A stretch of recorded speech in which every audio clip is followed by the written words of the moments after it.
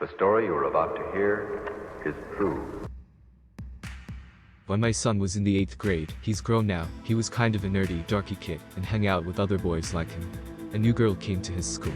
I never saw her, but he described her as a stereotypical big tidy goth girl. That look, dyed black hair, super pale, alt clothes. We live in an ultra-conservative area and she didn't fit in. The other girls picked on her, so she hung out with my son's nerdy crowd, and all 4 of the boys in his friend group had a crush on her.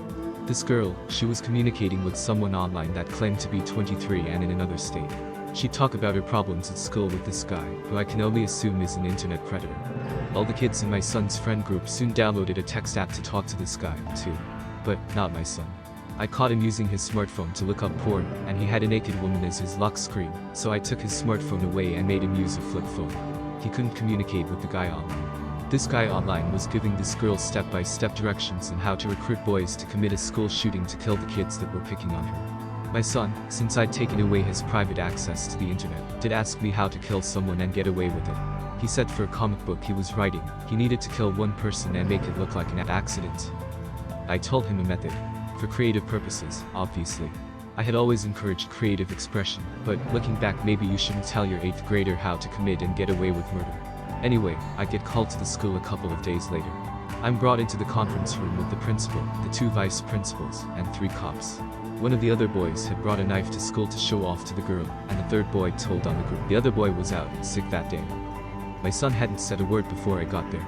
I don't know if it was nerves or savvy, but he lawyered the fuck up, and didn't say anything other than I want my mom. They finally called me around 2:45, they held him for most of the day, and called me before school got out. Once I got there, he still wouldn't talk. The cops tried to get him to tell me what he'd done. Nothing. Didn't say a word. They had to tell me the story, which is where all the above information came from. I just started denying. My son can't download apps. I took away his phone.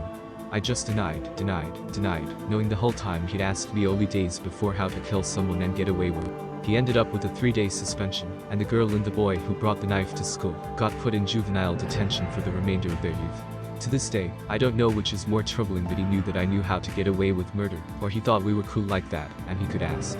I don't know how he knew those things I kept secret.